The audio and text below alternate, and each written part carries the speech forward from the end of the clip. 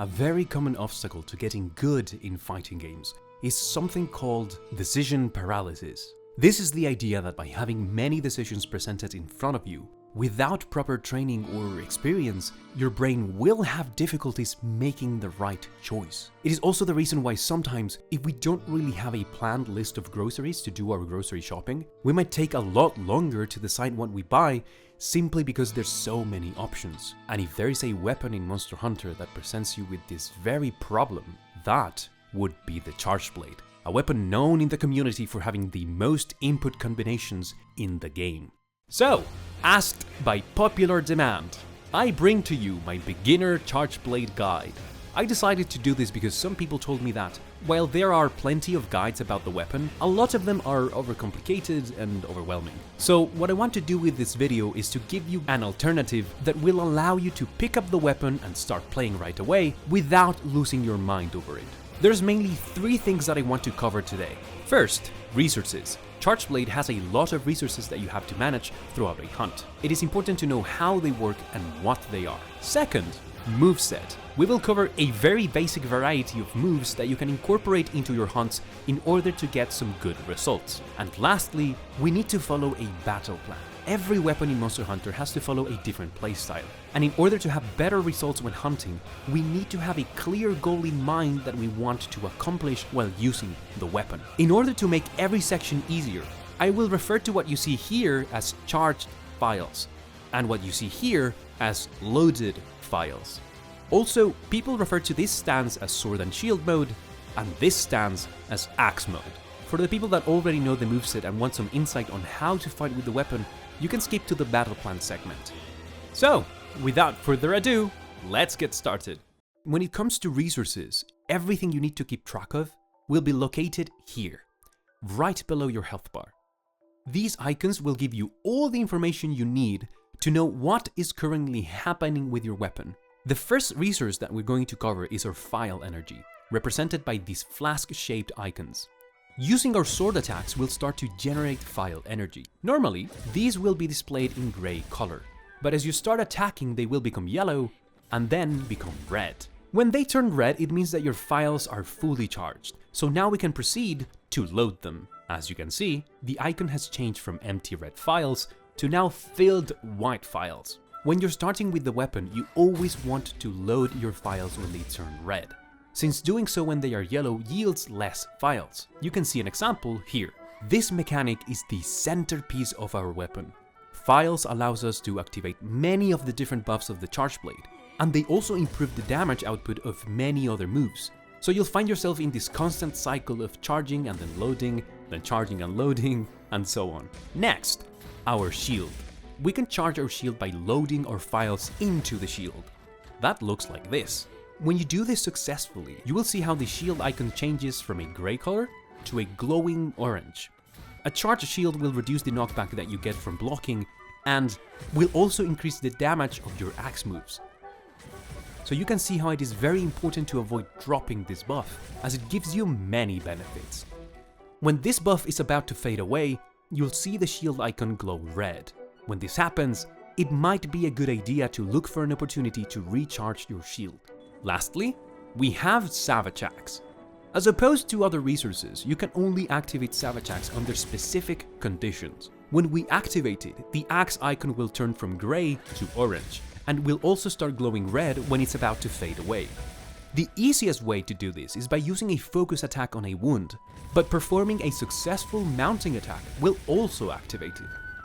Savage Axe is what allows you to do these chainsaw attacks on the monster, but it is very important to note that a lot of moves in axe mode can consume the Phials that you have loaded, like this.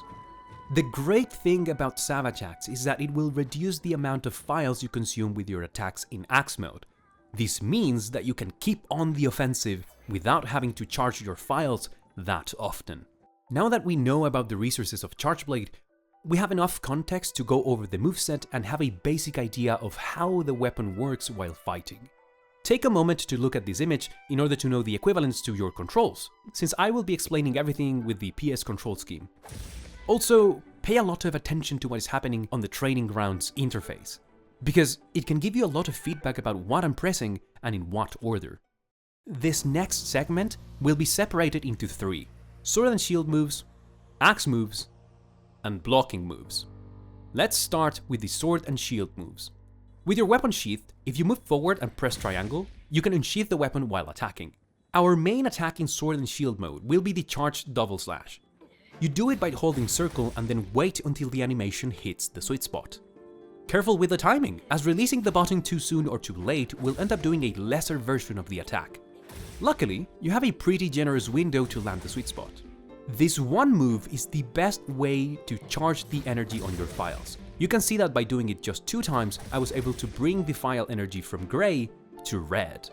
This is where we want to load our Phials, and we can do this by pressing R2 plus circle. Then, if you hold circle after loading your Phials, you can go right into charging your shield. If you don't do it right away, don't worry. You can just press R2 plus circle again, and then hold circle to charge the shield. With your weapon drawn, you can press L2 to enter focus mode, and R1 will do a focus attack. This can actually be done both in sword and shield mode and in axe mode. Lastly, if you want to go from sword and shield mode to axe mode, you can press R2 plus triangle. And that's it! Simply by using these moves you can manage the main resources of the weapon. Now for axe mode. With your weapon sheath, you can press R2 to go right into axe mode. If you press triangle, you can do a series of vertical attacks. These are very good to hit those hard to reach areas like the monster's tail. You can combine these attacks by moving both forwards and backwards in order to reposition. If you press circle, you can do a series of horizontal attacks. These attacks are stronger, but a bit slower, and they release Phial energy when they connect. If you press circle 4 times, you can do the full element discharge combo. This is your strongest combo, but you can see how it takes a lot of time to execute. As an alternative, we can use triangle plus circle to take a shortcut to the last part of the combo. You can either do this attack on its own, or you can press circle right after to perform a follow-up. Furthermore, if you press triangle plus circle 2 times, you will do a big finisher.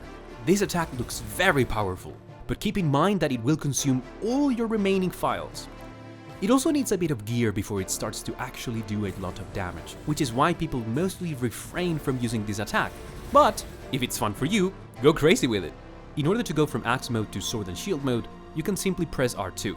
You can see how after every attack using circle, the Phials are consumed one by one. This is why the Savage Axe buff is so beneficial to use, because it will reduce the amount of Phials that you use with your attacks in axe mode, allowing you to keep on the offensive before you have to go back to charging your Phials. Also, you can perform this chainsaw attack with every move if you hold the button that you pressed. This way, if I hold triangle, it looks like this. If I hold circle, it looks like this. You have to hold the button after every press in order for this to work. Let's move on now to blocking. You want to be in sword and shield mode for this. You will have 2 main options to block, and they have different benefits. You can perform regular blocking by holding R2, and you can perform perfect blocking by timing the R2 button right as the attack is going to land on you. Usually regular blocking is going to give you a lot of knockback, and sometimes you'll still get a bit hurt after doing it. That said, this is the safest option to block, and you can rely on it without thinking too much about it. Think of it as a panic button. Then, perfect blocking gives you almost no knockback, damages the monster when doing it, and it allows you to activate Savage Axe by pressing triangle right after the block, like this. This can be quite risky sometimes, but when you're practicing this move, I recommend you guys to time it sooner than later, because if you block too soon, maybe you will get a lot of knockback and a bit of damage, but if you block too late, you will just get hit. Perfect blocking is a lot stronger than regular blocking, but it can be a bit unsafe, so use at your own discretion.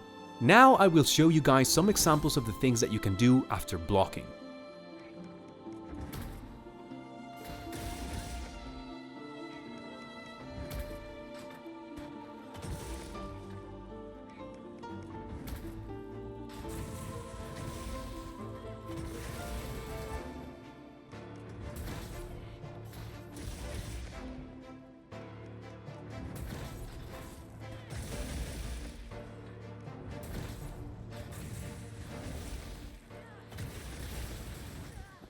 And there you have it. These are the essential movesets of the weapon. You can experience the gameplay and mechanics of the Charge Blade without having to know every single detail about its kit. With all of that covered, we can move on to the battle plan. I wanted to name this video Battle Plan because, more than a guide to showcase the moves and the mechanics, I wanted to talk about the quote-unquote logic behind the gameplay of the weapon. In Monster Hunter, weapons that have to manage resources cannot really find the monster and get straight to fighting it. Switch Axe, Longsword, or Insect Glaive are some examples of weapons that need to go through a sort of warm-up before they can go all out on the monster. Charge Blade is no different. You will always have to deal with the warm-up phase before you can start to dish out the damage. This flowchart, from the moment you engage the monster to the moment you eventually hunt it, is what I want to describe in this segment. Remember when I said that weapons have goals that they want to accomplish during a fight? Well, the first thing that we want to do in our hunt is to charge and then load our Phials. Ambush attacks can actually help you a great deal to start the fight with some energy on your Phials, and as we saw earlier in the video, we used Charge Double Slash to finish charging our Phials. The first set of Phials you get goes straight to your shield. Once this is done, we want to load our Phials again so that we can start doing some heavy punishment in Axe mode. So, once your shield is charged and you have a full set of Phials loaded, we can say that the warm-up is over and we can go to war with the monster. While you're fighting it, take the first chance you can get to activate Savage Axe. If you don't see any wounds and you want to have the buff quickly, you can always cheese a mount attack by getting onto your secret and then spamming jumping attacks until you get on the monster's back. Or, if you can manage it, do a perfect block early on in the fight, so you can activate Savage Axe as well. Now you have reached your final form. With your shield and your axe charged, you can use all the different powered up versions of your moveset to dominate the fight. Here's also where we have to be mindful of our openings. When the monster is attacking and moving around, you might not be able to use the strongest moves of Axe mode, so it is up to you to decide how much you can stay in Axe mode or how many attacks you can do before you go on the defensive to roll or to block. Pressing circle once and then rolling can be a good way to chip away at the monster in Axe mode. But if you want a slightly stronger option that you can spam, you can always try using triangle plus circle to do amped elemental discharges. This move is quite balanced, not too fast, but it deals good damage, and you can roll right after it. If not, you can perform the follow-up attack to keep up the pressure. You can pretty much go a whole hunt spamming these two moves and see very good results. On big openings, you want to use the full circle combo. Just go crazy with the chainsaw and help yourself with focus mode to make sure that you're targeting the weak parts of the monster, which is usually the head. For focus mode, I use it mostly when I'm in Axe mode, as it helps me aim to attack the parts of the monster that I want. Then, when I need to go back to charging my Phials, I turned focus mode off because I'm not really looking to target any specific part. I just want to hit the monster to get my Phials charged. As a tip for focus mode, there's an option that allows you to change focus mode from holding to toggle. This way, instead of having to hold the button for focus mode, you can simply press it once and your character will stay in focus mode until you press it again. And that's about it. Keep your shield buff up at all times, take the chances you can get to activate Savage Axe, and smack the monster until the hunt is over. Congratulations! You have learned the basics of Charge Blade. Whew!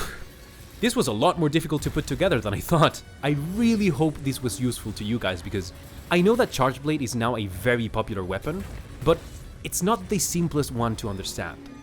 I will pay attention to the comments in case I missed anything or if you guys have any questions, and as a bonus, I will upload a low-rank Raidao hunt where I will be doing live commentary to explain my thought process, and hopefully you can see what I mean with this whole idea of the battle plan. So yeah, thank you so much for watching this. If this video was useful to you, consider liking, sharing or subscribing because I'm really trying to grow the channel and any help is highly appreciated. As always, my name is Sun, and until next time.